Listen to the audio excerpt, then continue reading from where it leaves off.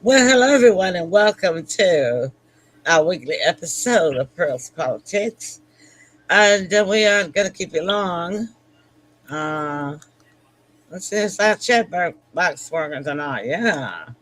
All right. So let me just go ahead and get our welcome into the audience, everyone. So I've got two videos to show y'all. One of them is just like a summary for those of you that probably didn't see the first part of February 28th through to the current day. That I found this podcaster that gave a summary up until April the 2nd, which is today. And I think it's about 10 minutes long. But then the other one that I have, it shows as telling about how all of the NATO nations are pulling out from being allies of the United States because the president told them to uh, straighten out the Strait of Hormuz themselves. So that's exactly what they're doing. And they got 40 other countries that are uniting with them to do just that. So sometimes you can might regret what you tell your allies to do, because if they unite and form their own union, then that means that there would be no way back in for the United States to be with those partners with those countries. So anyhow, but at the end of the one, this second one I'm talking about actually has the UK Prime Minister Starmer, giving a short speech. But at the end of it, there is a British comedian that is really really funny because he summarizes in comedy everything that President Trump has said and how fast he changed his mind and said just the opposite. So that'll be the last thing that we show so we can end the show with a laughter. But meanwhile, Tim, you heard some breaking news. What did you hear? Well, the breaking news is Pam Bundy is out. She's fired. Pam Bundy. Hmm. Yeah, Pam Bundy is out. Christian Nome was out 2 weeks ago. She was fired. Ah, So yeah, there's a lot of heads on the chopping block look like, and they're rolling. Heads are rolling. swivel, huh? Yeah, All right.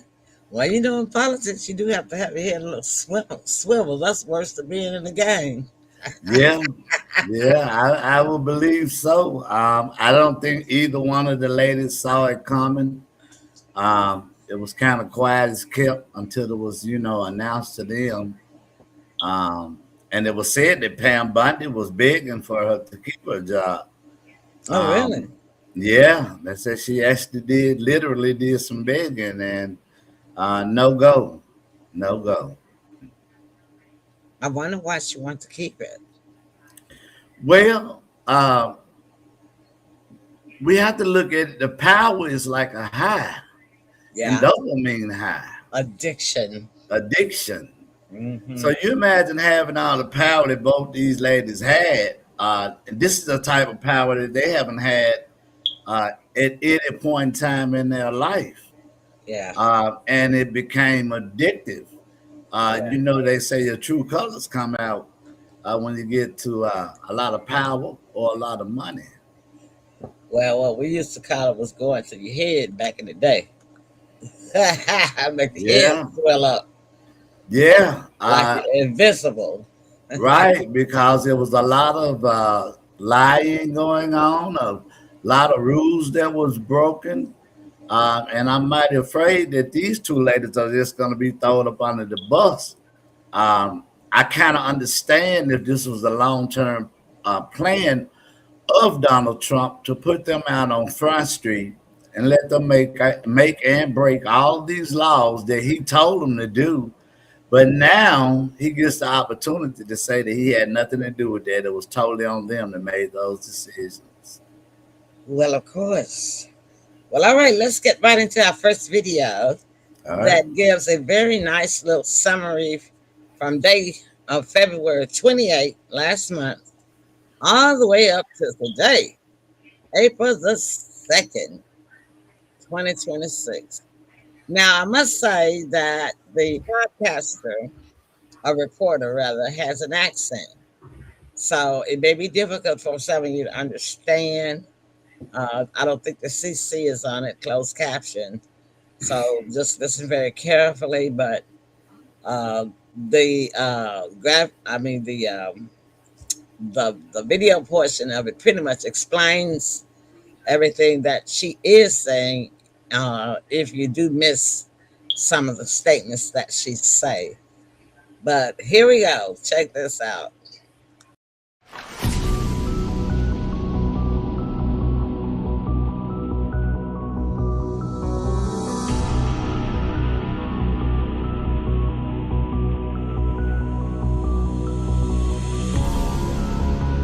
Di berbagai media resmi Israel dan Amerika Serikat, laporan serangan Iran selalu sama. Serangan Iran berhasil diintersepsi atau serangan Iran gagal memenuhi target tepat sasaran, memberikan gambaran bahwa Iran tidak memiliki serangan berarti. Namun di medan perang, klaim tersebut justru jauh berbeda. Fakta lapangan justru menunjukkan bahwa serangan-serangan Iran telah membuat Israel nyaris berakhir seperti Gaza. Pertanyaan pun mulai muncul, apakah Israel dan Amerika Serikat telah kehilangan kontrol atas perang yang mereka mulai sendiri? Di permukaan, Israel masih terlihat tangguh, pertahanan udaranya dikenal maju, kekuatan militernya solid, dan pesan yang disampaikan ke publik tampak terjaga. Namun di balik tampilan itu, situasinya jauh lebih kompleks. Pemerintah Israel memperketat kontrol terhadap laporan jurnalis, khususnya terkait dampak serangan rudal Iran. Pada waktu yang sama, Amerika Serikat juga disebut membatasi penyebaran citra satelit di wilayah Timur Tengah, membuat kondisi nyata di lapangan tidak sepenuhnya tersaji ke publik. Di tengah situasi ini muncul anggapan bahwa Iran mulai melemah. Menteri Pertahanan Amerika Serikat, Pete Hegseth, bahkan menyebut peluncuran rudal dan drone Iran telah turun lebih dari 90%. Sekilas, ini terlihat seperti sinyal keberhasilan, namun ada sisi lain yang tidak bisa diabaikan. Meski jumlah peluncuran menurun, efektivitas serangan justru meningkat. Ini berarti setiap rudal yang dilepaskan kini memiliki peluang lebih besar untuk mencapai sasaran. Fenomena ini menunjukkan pergeseran strategi dari mengandalkan jumlah menuju ketepatan. Serangan menjadi lebih jarang, tetapi lebih akurat dan berdampak. Sementara itu, kondisi di lapangan masih jauh dari stabil. Sejak awal konflik, sirine terus terdengar hampir tanpa henti dan berlangsung selama berminggu-minggu. Beberapa serangan bahkan berhasil melewati sistem pertahanan. Ini bukan hanya soal jumlah rudal, tetapi juga tanda adanya celah yang mulai terbuka. Di sisi lain, ambulans dan tim pemadam kebakaran kewalahan menghadapi rangkaian kejadian yang terus terjadi. Beban terberat akhirnya dirasakan warga sipil. Selama berminggu-minggu, jutaan orang hidup dalam kondisi siaga. Bunyi sirine yang terus muncul memaksa mereka berulang kali berlari menuju bunker atau ruang pelindungan. Aktivitas sehari-hari terganggu, perputaran ekonomi melambat, dan rasa khawatir terus meningkat. Tekanan mental pun perlahan menumpuk tanpa kepastian kapan keadaan ini benar-benar akan mereda. Dalam situasi yang terus memanas seperti sekarang, suara penolakan mulai bermunculan. Di depan kediaman Perdana Menteri Benjamin Netanyahu, aksi anti perang digelar. Kerumunan membawa berbagai spanduk, melantangkan slogan, bahkan melumuri tangan mereka dengan cat merah, sebuah simbol atas jumlah korban yang terus bertambah. Gejolak tak hanya datang dari luar, tapi juga dari dalam negeri sendiri. Komunitas Yahudi ultra-ortodoks menolak kewajiban militer, yang kemudian memicu pemblokiran jalan hingga bentrokan dengan aparat. Sementara itu, di sisi militer, tekanan terasa semakin berat. Setelah berhari-hari terlibat dalam konflik di berbagai wilayah, Gaza, Lebanon, Suriah, hingga tepi barat, kondisi pasukan mulai menunjukkan tanda-tanda kelelahan. Di satu sisi, kebutuhan tambahan personel terus meningkat. Namun di sisi lain, ketersediaan sumber daya justru semakin menipis. Perpaduan antara tekanan di medan tempur dan kebijakan politik perlahan membuka realitas lain dari konflik ini, sesuatu yang jarang terlihat ke permukaan. Dari titik ini, satu pertanyaan mulai mengemuka. Berapa lama situasi seperti ini masih bisa dipertahankan?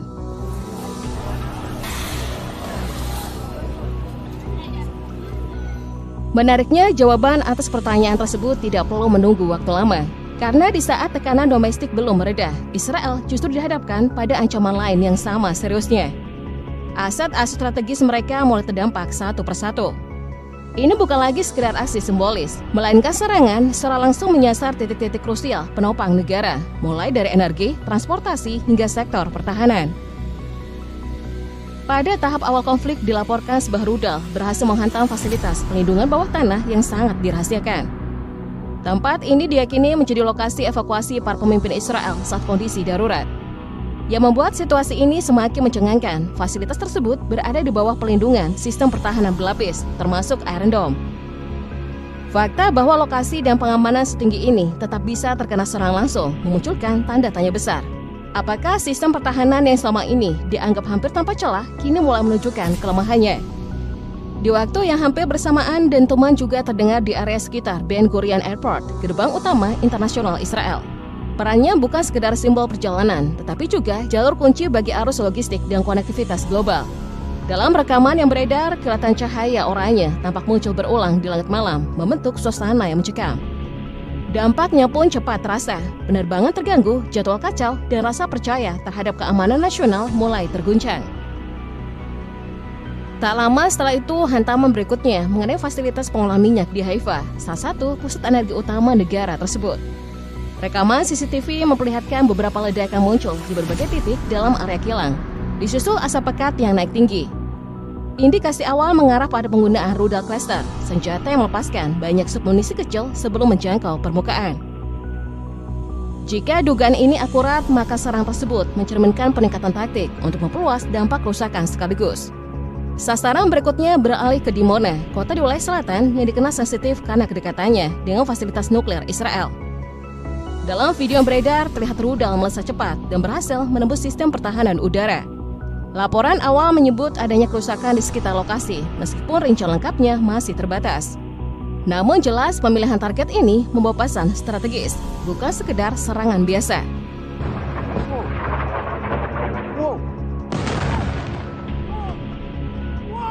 Memasuki penghujung Maret, intensitas serangan dilaporkan terus meningkat. Pembangkit listrik di Hadera ikut menjadi sasaran.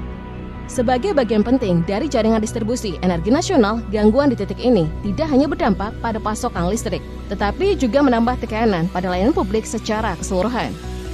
Di hari yang sama, kebakaran besar juga dilaporkan terjadi di Beersheba. Sebuah gudang dilaporkan terbakar hebat hingga memicu kepanikan luas di sekitarnya. Penyebab pastinya memang belum dikonfirmasi, namun laporan awal mengarah pada kemungkinan keterkaitan dengan serangan rudal sebelumnya, bahkan tanpa adanya sirine peringatan. Situasi ini semakin memperkuat kekhawatiran bahwa tidak semua ancaman dapat terdeteksi tepat waktu. Serangan mulai merambah sektor industri pertahanan. Fasilitas milik Rafale Advanced Defense System di Haifa dilaporkan menjadi target drone. Selain itu, Israel Aerospace Industries di sekitar Ben Gurion Airport serta pesawat pengisian bahan bakar di area bandara juga ikut disasar. Ini menunjukkan bahwa fokus serangan kini benar-benar diarahkan pada kemampuan pertahanan Israel. Di wilayah Negev, rudal menghantam kawasan industri dekat Dimona, termasuk fasilitas milik Rotem Emford. Area ini penting karena berkaitan dengan ekstraksi fosfat, produksi bahan kimia, hingga aktivitas yang berhubungan dengan kandungan uranium dalam batuan. Lokasinya yang hanya sekitar 8 km dari pusat riset nuklir Negev, membuat serangan ini semakin sensitif secara strategis. Tekanan tidak hanya datang dari serangan fisik. Di ranah digital, serangan cyber dilaporkan menargetkan infrastruktur sipil, menghapus data puluhan usaha kecil, serta merusak sistem kamera keamanan. Dari darat, udara, hingga ruang cyber, tekanan datang dari berbagai arah. Jika pola ini terus berlanjut, maka pertanyaannya bukan lagi apakah Israel bisa bertahan, melainkan berapa lama sistem ini mampu menahan tekanan sebesar ini.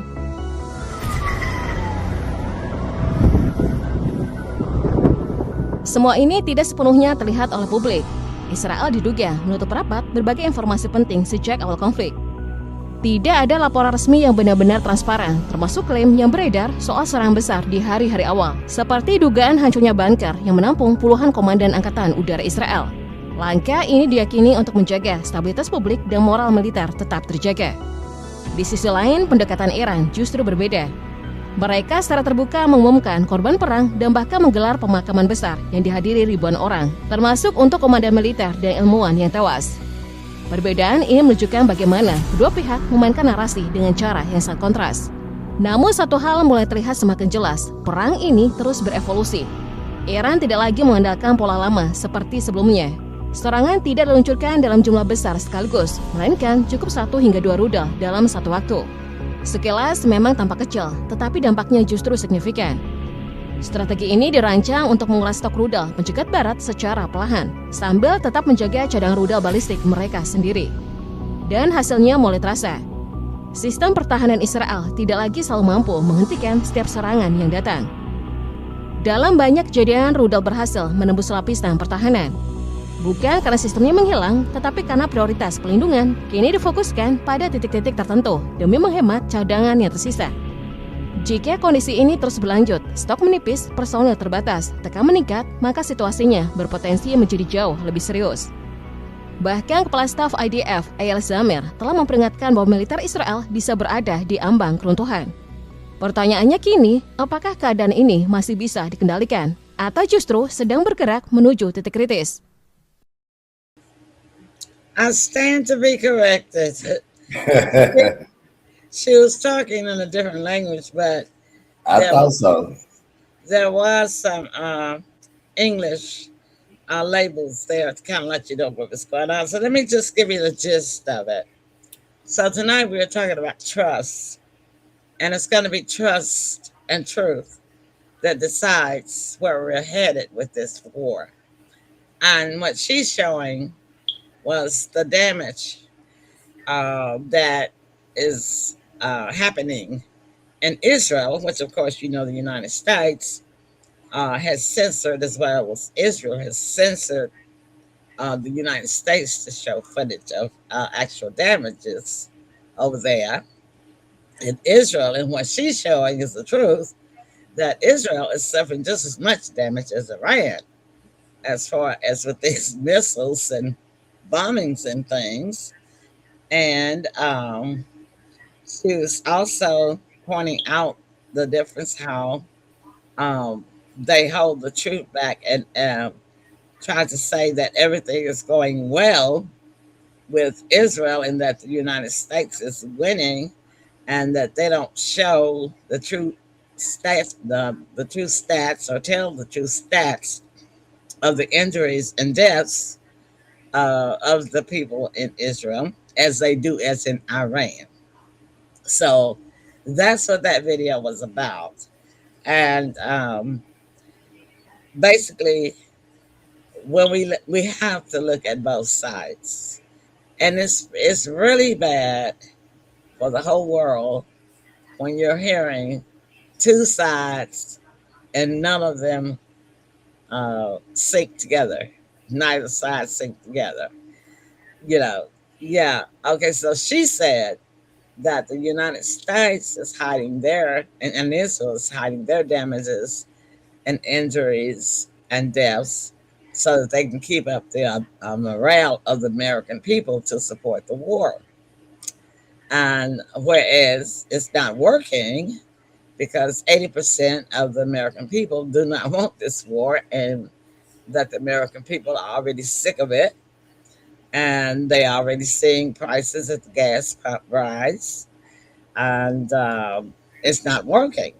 No matter how much they say or how many times they tell the American people that we have won and we are winning and we have done this and we have done that the American people should feel it in their pocketbooks and are beginning to see the contradictions. Because now, like you mentioned last week, Tim, everybody has so much available access to other media outlets, that we can actually see both sides of the story, right? Right.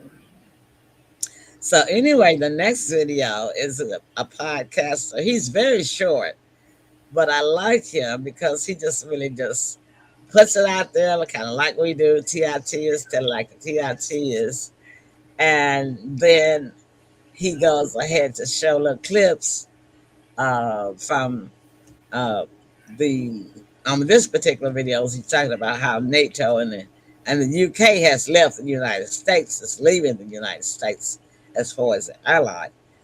But at the end of it, he also shows this British comedian. And this comedian is so funny. But this comedian is also, unfortunately, telling the truth about the United States President, Donald Trump. So let's take a look at that right quick.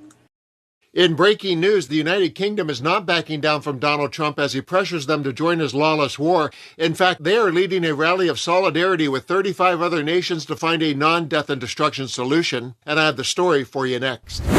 Let's begin this report with an example of countries shunning Trump and turning towards each other. Check out how France and Japan are getting cozy like Donald and Stormy, and then I'll have the bombshell UK story. Well, is both of these countries have a reliance on oil, particularly Japan, that depends on the Middle East for 95% of its oil imports. It is an unbelievable figure when you think of it, because, Donald Trump has said in recent days, well, he's blown hot and cold on the Strait of Hormuz. First, calling on Europeans and NATO to come to his side and reopen it because of its importance, presumably. Then when they rebuffed that request, saying we don't want to basically be dragged into your war, Mr. President, he then started trashing. He flipped his narrative, started trashing NATO, trashing the Europeans, and now this talk today about maybe pulling out of NATO, which he's calling a white tiger. All of that underscores the fact that, the Strait of Hormuz is important, whether or not Donald Trump wants to acknowledge it on a given day or not. And it's especially important for the Asian countries, and perhaps no more so than Japan. You noted that figure, 90 to 95%. The U.S. is more energy efficient, a lot more. It has its liquefied natural gas. It has its shale oil. It is, on that front, much less dependent, it's true, on the Strait of Hormuz, even if American consumers are still hit at the pump by higher gas prices, which are set on the international markets. Doesn't have to do necessarily with the fact that the U.S. is less dependent on oil from the Strait of Hormuz. Have you ever had a mindless social media scroll session interrupted by a bully beatdown video? Normally you find violence repelling, but there's something satisfying about watching a bully meet karma and receive his comeuppance. What is now happening in Europe has the same feel. Enter UK Prime Minister Starmer. The conflict in the Middle East has now entered a second month. And while we're working at pace for de-escalation and peace, it is now clear that the impact of this war will affect the future of our country. So today I want to reassure the British people that no matter how fierce this storm, we are well placed to weather it, and that we have a long-term plan to emerge from it a stronger and more secure nation. First, let me say once again, this is not our war. We will not be drawn into the conflict. That is not in our national interest. And the most effective way we can support the cost of living in Britain is to push for de-escalation in the Middle East and a reopening of the Strait of Hormuz, which is such a vital route for energy. To that end, we're exploring each and every diplomatic avenue that is available to us. The Foreign Secretary and the Chancellor have met their counterparts in the G7. The Defence Secretary has been in the Middle East speaking to our partners. And the UK has now brought together 35 nations around our statement of intent to push as one for maritime security across the Gulf. And today I can announce that later this week, the Foreign Secretary will host a meeting that brings those nations together for the first time, where we will assess all viable diplomatic and political measures that we can take to restore freedom of navigation, guarantee the safety of trapped ships and seafarers, and resume the movement of vital commodities. Following that meeting, we will also convene our military planners to look at how we can marshal our capabilities and make the Strait accessible and safe after the fighting has stopped. Because I do have to level with people on this. This will not be easy. Did you hear that? 35 nations pushing as one against you-know-who. Since the UK is leading the dog pile, I'll give the final word to a British broadcaster who lands a punch of comedy on the tragedy that is Donald J. Trump.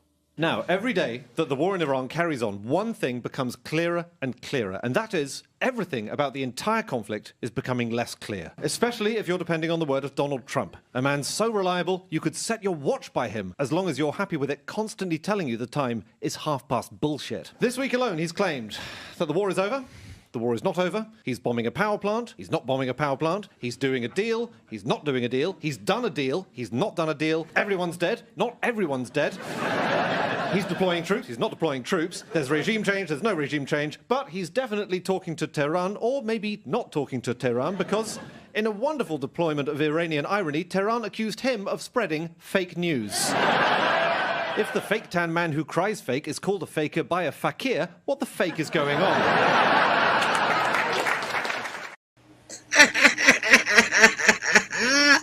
I know, I really like that little comedian. I don't know who he is, but I gotta find out his name, and I'm gonna have to start following him on YouTube because he is really funny. But he's telling the truth. You know, you want a war, then you didn't want a war. You're talking to the right, but then you're not talking to the right. Yeah.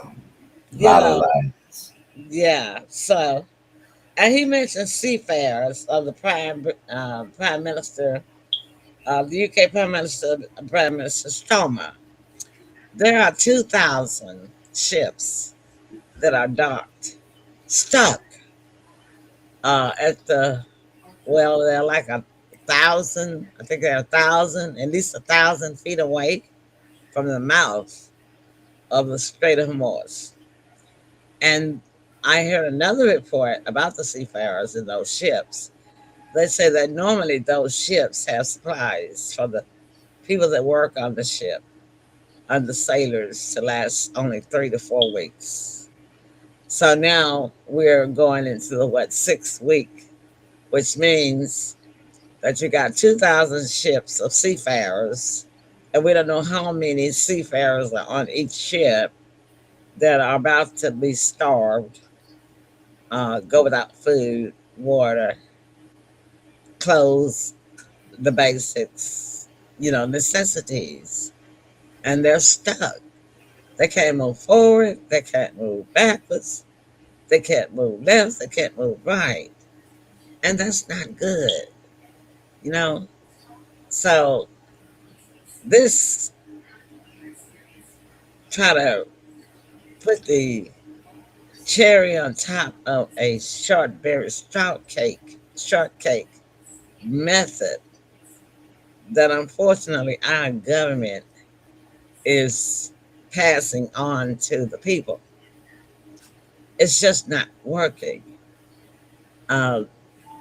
They seem to think that all of the people of the United States are stupid, that we do not have cognitive ability, that we do not have access to other stations and media outlets and podcasters all around the world. They can actually give us the footage that is coming out of both Iran as well as Israel. So, at this point in time, is this the 5th week or the 6th week, Tip? I want to say 6. Yeah. Well, he said almost 2 months, so I think you're about right. I think this is the 6th week. But it was supposed to have been over in, 3 to 4 days? Yeah. I also heard something about they were going to be charging each ship that come through. I think $2 million was the price tag. That's true. $2 million only for those ships that are not enemies Right. of the Republic of Iran. Right. So, not only are they, having difficulty, not only is the Strait of Hormuz closed to the enemies of Iran because the president, I forget his name, it starts with an A. He said the Strait of Hormuz is not closed. It's only closed to the enemies of Iran. Yeah. But for those ships that they are allowing in, they're charging a $2 million fee. But there are not many ships now that are carrying insurance to even sail. The insurance companies and the brokers are not insuring the ships because of the high risk. So they cannot obtain the insurance to even sail the ships through, even if they've got the $2 million to pay. Mr. Putin, President Putin, is seems to be the most intelligent leader of the pack. Okay, and a lot of people are not going to like that because they want, for years, Russia has supposed to have been the enemy of the United States. Well, apparently Donald doesn't see it that way. He lifted all the sanctions off of Russian oil, and Russia is now making billions of dollars selling oil to all the UK and China and Japan and even Cuba. Yeah, Donald's getting some kickbacks on that too. Yeah. And so he lifted the sanctions off of Cuba so that the oil could come in. So, I mean, you gotta ask the question: is there any trust between any nation these days? Well, yeah, I think it is. I just think that they don't trust us and don't want any dealings with us anymore. We are the ones that started this, whether we want to take accountability or not. But the countries also know that it's not the Americans, it's our leader, which is him. They know how we feel about this, and they know the position that we take on this war. They know that we didn't want this. This guy, like the comedian was saying, I mean, 30 minutes he's saying something, then the next 30 minutes is totally opposite. It's just a real hell show. And it's the worst part about it is not the money part, it's the actual putting troops on the ground. Now you're dealing with playing with people's lives and whatnot. And I saw a video of one of the wives. She was sitting in her car, and her husband had been shipped out to go there, and it was sad because the weight on her shoulders was almost as though he had already passed. Yeah. Yeah. Yeah, because Irina's already said that if they once they even try to land or parachute out coming towards Clark Island, they will burn. Yeah. And this is what I have. I have a marvelous suggestion for all of the politicians, regardless whether they are Republican, Democrat, or Independent. These old Republicans, these old politicians, and young ones too, if they are. I suggest that you guys and ladies should be the first to volunteer your sons and daughters and grandsons and daughters to go and sign up immediately. What do you think, Tim? That's too much light, right? It's too much light, right? You hear them. Okay, like for instance, Lindsey Graham, 90 years old. What I think President Trump ought to do is we ought to go in there and we're just going to knock them back to the Stone Age and blah, blah. Okay, so Lindsey, what is your son, granddaughter, or grandson, nephew, niece already on the plane You or don't the have any ship kids. headed over there? Oh, they all got relatives. Yeah. Are y'all's relatives already on the ships and the No. planes No. that's headed over there? No. And see, the nation is like this. The people of the United States is like this.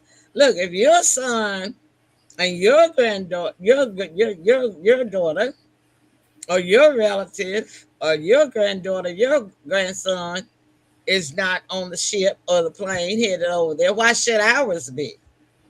Right? Yeah, yeah. I tell you, on one hand, you don't never want to ask could it get any worse, but can it? I don't think so. I don't Well, think that's my so. suggestion. If they want to get the people's support from the United States, we the people of the nation, then they need to be the first to put their relatives on the planes and the ships that's Yeah, headed over there. yeah, that too. But here's another thing. Iran had they said they're not gonna put any troops on the ground. That in itself is a problem because you're sending them into a suicide mission. Why would you Yep. put troops on the ground and they're not gonna put not one of their troops on the ground? Yeah. It's like shooting fish in a barrel Yeah. or in a bowl. They don't have to put any troops Yeah, on the ground because this is a desert, mountainous country. yeah, And so, and I heard one politician talking about we just gotta go over there and dig up the enrichment out of the mountain. Wait a minute, you don't even know where the enrichment is in the mountain. So while you trying to hunt for it, boom, boom, boom, boom, boom. You don't have that much time to be looking and digging before you get no, blown away. no, and the terrain is not normal terrain. The conditions over there are not normal. Heck Um, no, um, this is awful. This is diabolical. it is. It's worse than The Walking Dead Yeah, because because at least with the Walking Dead, you stood a chance. that's what I read. It said that this they would be Walking Dead, and I believe them because they have kept their word for everything else that they said, and that Yeah, is the biggest problem with the president and his stooges that he has around him. I look at the three of them, and I will go, oh, here come the three stooges again: Donald, Pete, and Rubio. And yeah, and so their problem is they don't believe anything that Iran tells them. They only believe what his yes men are saying to them. And the yeah. generals of the United States Navy, armed forces are so afraid, or either afraid and sick, or both, of trying to make it right and trying to tell them something that they just remain It's, silent. Iran is huge. They have 1 million soldiers. They have been prepping for this for the past 20 years. 47. Well, 47 years. That's even worse. Yeah. That means they are not to be tested in any shape, form, or fashion. It's one thing if this had to happen. This didn't have to happen. Illegal. Yeah. Yeah, this is everything about it is illegal. But where is Congress? We as the people are so disgusted with Congress because these are supposed to be the checks and balances Yeah. of his actions, and we're not gonna forget that. Mm-mm. Whether it's another president after Trump or not, we're not gonna forget how Congress did not uh, play its position the way it was supposed to be played. That's why you got a whole lot of Republicans that are retiring Mm-hmm. because they know They what's know coming. they're not gonna make it back. You're Yeah, right. yeah. Well, all right then, y'all. Y'all heard it from the only mom and pop. I'm mom and pop. Mom, the only mom and son commentary, political Yep, commentaries on the web. We tell it like TIT. We'll yep. be back tomorrow with our entertainment series, Uh-huh. our show, the Emily Pearl Show. So don't forget to tune in then. And until then, we will see y'all. And we say you love, peace, joy, and happiness. Good night, Good everybody. night.